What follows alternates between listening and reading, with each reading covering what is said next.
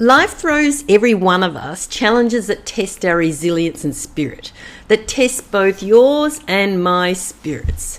As a petite blonde woman navigating the realms of science, healthcare, leadership and transformation, I've encountered numerous cynics, sourpusses and prophets of doom who've attempted to undermine my intelligence and capabilities. I've encountered numerous yappers, motor mouths and wing clippers who've attempted to suggest things that have come to me far too easily. However, the truth is my personal and professional journeys have been marked by numerous adversities, each one pushing me to the brink, but also teaching me invaluable lessons about healing and self-empowerment. This video is a follow-up to my previous video about all of the good things and achievements and awards in my professional journey and how my experiences in those areas related to you. In this video, I'll share my personal aspects of my story with you that I've previously kept hidden for reasons that will become obvious. In this video, I'll share my personal aspects of my story with you, just not to highlight what I've had to overcome, but to inspire you to acknowledge your wounds and embark on or continue on your own healing journey. This video is not simply an introduction to my personal healing journey, but a testament to you and anyone who's been through the hard knocks of life and the relentless trials by fire. Because at some point, we all have to heal from our wounds, rise above our experiences, forgive our perpetrators and our betrayers, and most of all, learn our lessons. And then complete our hero and heroine's journeys by sharing what we learned so that others can avoid the same pitfalls or know how to get out of the quicksand if they've already been sucked in. Because together we can transform pain into power and create a better world for ourselves and for those around us. It's likely that this video might at first seem like it's all about me, but at some point, I'm confident you'll understand that it's actually also all about you. At some point, I'm confident you'll go, if she can, I can. I just need to learn how and to do it. And at some point, you'll probably get a broader understanding of why in my private practice as a healer, I often knew how to help people to heal from people, from things, from situations and experiences that most practitioners, healers and therapists don't know where to start with, or have people coming back and back and back just hoping that something will click into place, or even worse, milking the wounded person out of their hard-earned cash while making no obvious progress and possibly even making them worse.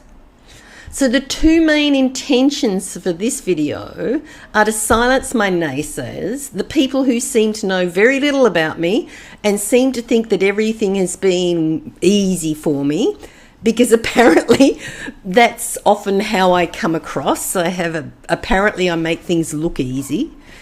And also the second reason is to encourage you to acknowledge your journey and everything that you've overcome and everything that you have still yet to heal from, to forgive and to let go. Maybe even write down your experiences in chronological order so it's easier for you to check off the things as you rise above them and as you master your lessons. This video is not just about proving saboteurs wrong. It's about affirming the value, the strength and the innate healing capability that's inherent within you and me, within each and every one of us. So heads up, there's going to be a lot of me to start with, and then we'll come back to you. Here goes.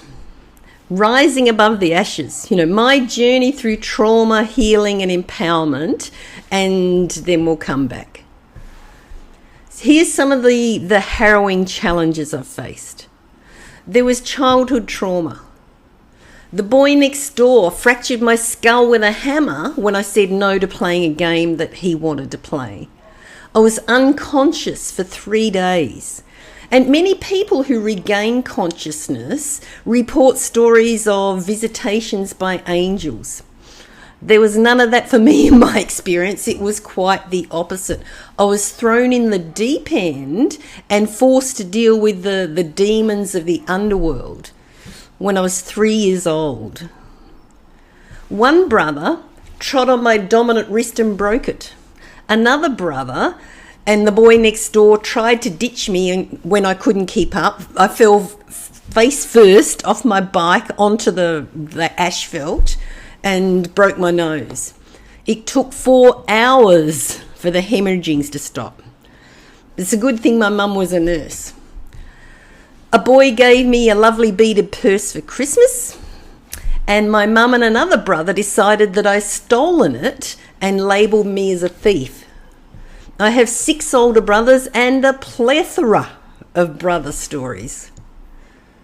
There was persistent abuse and betrayal. One brother derogatorily called me a witch for decades to anyone within earshot because I helped people to heal from things that weren't medically supposed to be able to heal from. One brother wanted to see if I had an extra hole because another brother had told him that girls have an extra hole. And he took it upon himself to find out for himself. I fractured my pelvis landing on the frame of a trampoline while I attempted to do double back salts. Within a year, my period stopped, I had my appendix removed, and my metabolism went haywire and my weight escalated. I had a near-death experience when I was hit by a car where my mum and I had to run and weave through city traffic to get to the car on the other side as Dad was doing a drive-by pickup on the other side of the road. I was thrown through the air and landed on the tarmac. A chiropractic lecturer was angry at one of his students in the college clinic who couldn't adjust me because I was so flexible. Without any examination or warning, the clinician reefed my pelvis and tore my sacroiliac ligaments. There was sexual violence. At our end-of-year school party, a classmate abused me. You know what he did. That violent sexual act that rhymes with ape, that we're not allowed to say because it red flags all of the algorithms and all of the apists get upset. My boyfriend's older brother also abused me. And my ex-boyfriend abused me. The more I fought back, the stronger he got and the more he liked it. When I was at chiropractic college, a married classmate who was a trained boxer and 12 years older than me, who also had 3 children and a mistress as well as a wife, beat me up because he wanted to date me as well, and I had dared to go out with someone my own age who wasn't married, didn't have children or a mistress on the side. 3 of our classmates who heard everything through the paper-thin walls as he was beating me up vowed between them to never mention it to anyone, to protect his future chiropractic career, his relationship with his mistress, his marriage and his 3 daughters. So what did he do? He bought a ring and told everyone he was marrying me. He signed me up to work with the chiropractor who had sponsored him, so I was forced to stay in Victoria instead of going home to Western Australia and my family. He collected my pay, which meant that even though I was renowned for having a busy practice, I effectively had no money. And now I was also forced into co-raising his 3 kids. 2 lived with us full-time and 1 part-time. Don't underestimate the fear that can result from violence. I'd already had my skull fractured with a hammer for saying no. I'd already witnessed my father beating one of my brothers nearly to death for something or other. He only stopped hitting him when his body went limp. And one of my other brothers had tried to drown me by holding my head underwater and only swam away when my body went limp. Some people have one impactful violent experience, and often from strangers. I had multiple experiences, and every time it was by males, every time it was by males that I knew. Males in my family, in my neighbourhood, in my classes, in my house shares and my relationships. When I called my mum to ask for advice, she laughed at me. It was inconceivable to her that I was having problems. Apparently, I'd always made everything look easy. It looked to everyone that I had the dream life. It took 6 more years for me to work up the courage to leave my ex-boxer husband who had beaten me up, forced me into marriage and work and raising his kids, only to learn that I was pregnant. And at the same time, my eldest brother committed suicide. It took another 4 years for me to move my daughter and myself into an apartment. We had a shared foam mattress on the floor and no hot water, but we were out. Here's what happened. While I was teaching a workshop, he forced his eldest daughter to help him move my and our daughter's things back in with him. No one could stand up to this man.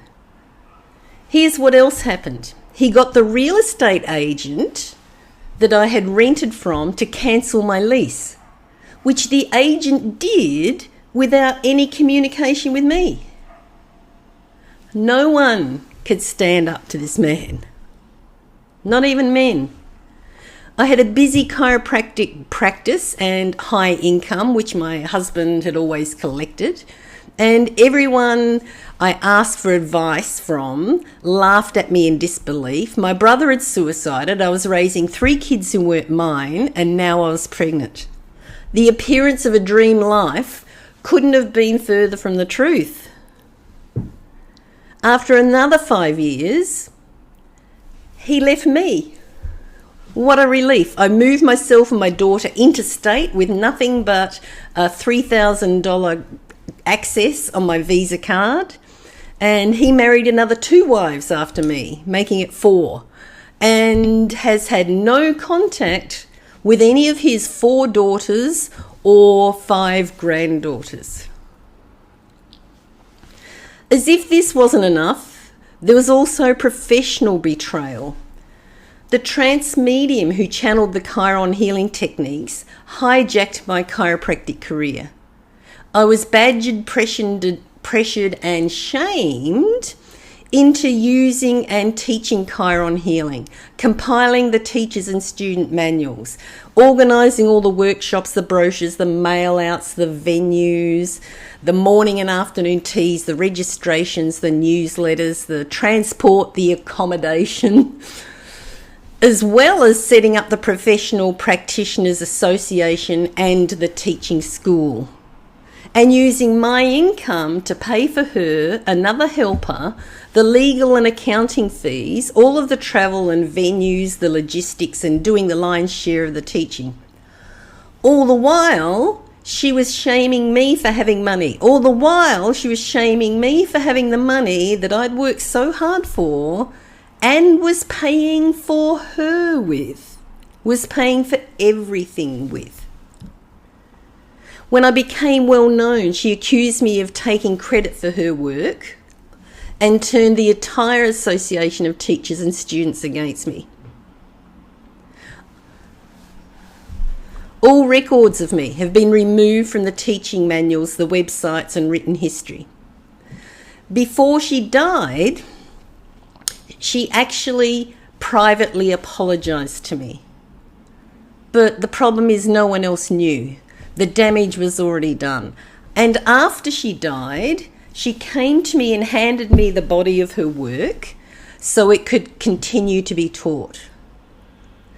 After all, the healing techniques that she had channeled were actually fantastic and often miraculous, but the Chiron piranhas were all out to get me by then. And one of the teachers who I'd taught was screaming at me a fishwife for continuing to teach. So I stopped. And guess what? The school, the association, and the courses have almost disappeared. If that wasn't enough, my next husband promised me if I gave him 18 months,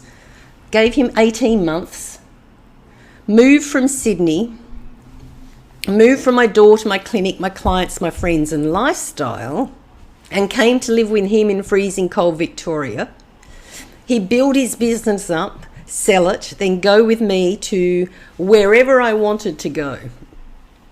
He was 6'5" and I'm 5'2". It took 8 years to get away from his gaslighting. After 2 divorces and 7 stepchildren, and 1 real one, I met my twin flame. He introduced me as his twin. We're peas in a pod. He was in an open marriage and his wife was allegedly leaving. But after going to a wedding where many divorced women were complaining about not having access to their husband's money, homes, cars and status anymore, she changed her mind and decided to stay married. And he also chose to not lose half his money and property in a divorce. He chose her and money over me. And I was heartbroken. But then here's what happened. They both chose each other for money, property and status. And they're both in the process of losing everything. Through a series of decisions that they have both made, they're both losing their money, reputation, respect, friends, and even career. They spectacularly fallen from grace and have fallen into alcoholism, drug addiction, and dark mind games. And meanwhile, I'm healing my wounds, have gone back to work, and have a life that many people would love to have. There are also other unseen battles, like when I had a melanoma, like when my daughter's friend suicided, when I was falsely accused of getting a man arrested and was relentlessly harassed by his family and associates. When the truth was revealed about who instigated the arrest, did they apologise? No.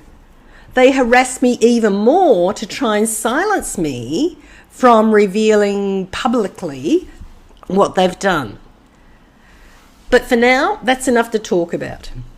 Has hearing any of the bullet points of my story stirred something within you? Because I encourage you to recognise and acknowledge your own wounds with honesty and without elaboration and without sinking into the bottomless pit of emotions.